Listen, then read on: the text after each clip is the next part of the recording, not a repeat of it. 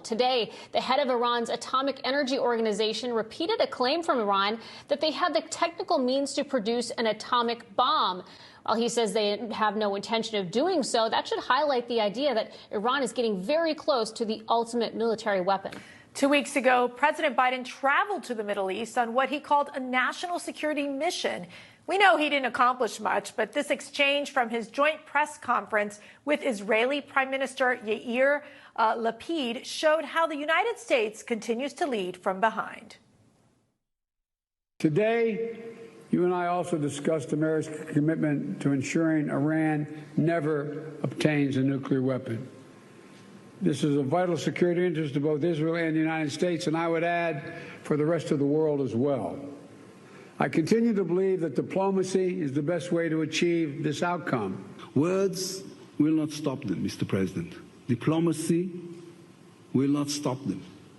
The only thing that will stop Iran is knowing that if they continue to develop their nuclear program, the free world will use force.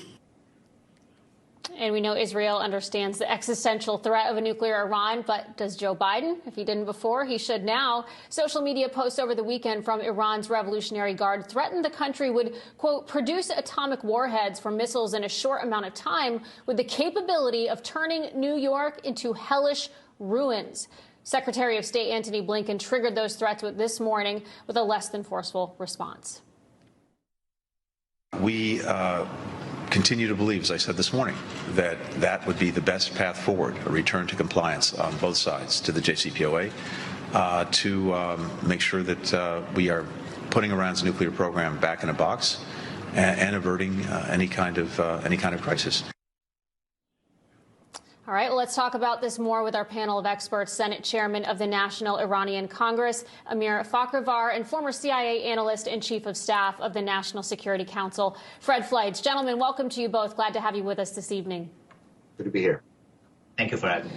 Well, of course, want to get to Iran in just a moment here, but have to ask you, of course, about this breaking news.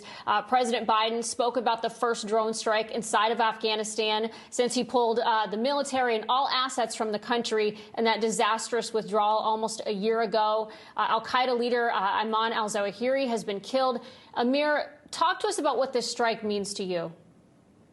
Honestly, to us as Iranian, doesn't mean that much. If I hear someday Iranian Supreme Leader Ali Khamenei have been killed in one of these strikes, it's amazing to the world and to us, all the Iranians, 97% of Iranians who are against this regime.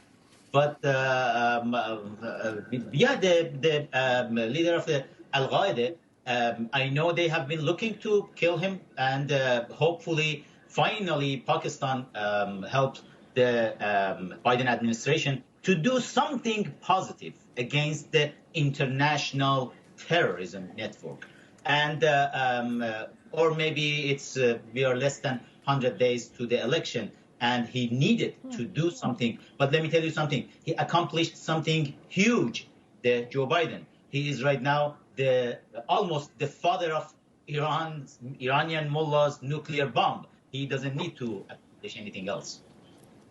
Fred, obviously, I think President Biden, it's a little too late what they've been able to do in terms of Afghanistan, but he did try to make a kind of a victory speech with this Afghan strike. Let's take a listen to what President Biden said. Now we have eliminated the emir of Al-Qaeda. He will never again allow Afghanistan to become a terrorist safe haven, because he is gone. And we're going to make sure that nothing else happens. I mean, this is great news, Fred, but does it really make Afghanistan free of terrorism? Well, I hope this is what the president said. I will tell you that Zawahiri is very ill, and his lieutenants have already been named. But look, it's good that he's taken out. He's a real monster. But look, Mercedes, we know that this administration tends to say things that are not true, that later have to be rolled back. There's no Western media on the ground. I want to see Congress confirm this. And I'm really skeptical when something like this happens, you know, on the one-year anniversary of the disastrous U.S. withdrawal from Afghanistan, and just before the midterm elections, Biden just happens to take out the head of Al-Qaeda. I'm skeptical. Amir, I want to shift to Iran. We saw 2 weeks ago, President Biden, he was asked what he would do to keep Iran from getting a nuclear weapon. Let's take a listen to what he had to say. In the past said you'll do anything, and you say it again, that you'll ensure Iran would not acquire nuclear weapons. Does that also mean, sir, that you would use force against Iran? Is that what that means? If needed? That was the last resort, yes. Mm-hmm. So, Amir, Iran says they can enrich to 90%. This administration is still just talking. At what point do we reach that last resort that Biden's talking about? I don't think Biden has the guts to go to the last resort because it takes some other people to do that, like President Trump. But we'll wait for that one. But about the President Biden's weakness, regime could see it for years, for decades. Mullah's regime in Iran, they have been lying. They have been saying, oh, our nuclear program is a peaceful program. We need electricity for our refrigerator, for these type of things. Iran has a lot of the different source of energies, and we didn't need the nuclear energy at all from the start. But they lied, the Iranian regime. And right now, when they have seen somebody that weak at the White House, they are saying, okay, if we want to announce our nuclear bomb, this is the time.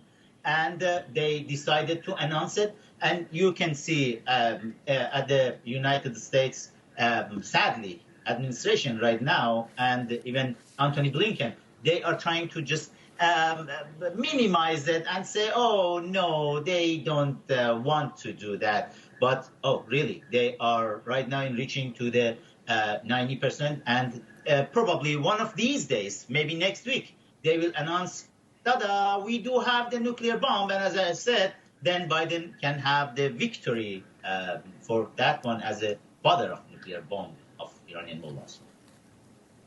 Fred, let me ask you this, because we know Secretary Antony Blinken did not want to basically talk about the Iranian nuclear talks, but it sounds like they're supportive, or the United States is supportive of what the European Union is doing in terms of coming up with their proposal and possibly accepting this proposal for the Iranian nuclear deal.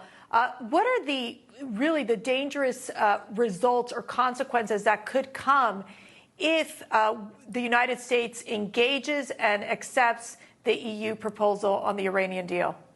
Well, Iran will gain hundreds of billions of dollars in sanctions relief, and it will get $40 to $50 billion in cash that it will spend on terrorism and its nuclear program and its missile program and sending troops into regional states. It's a disastrous idea. This new nuclear deal will be even worse than Obama's nuclear deal. And I got to tell you, these statements by the Iranis right now, they could soon have nuclear weapons, that's not new. We've known that for 20 years. This is blackmail to force the Biden administration to agree to this terrible new deal. Amir, your final thoughts before we go.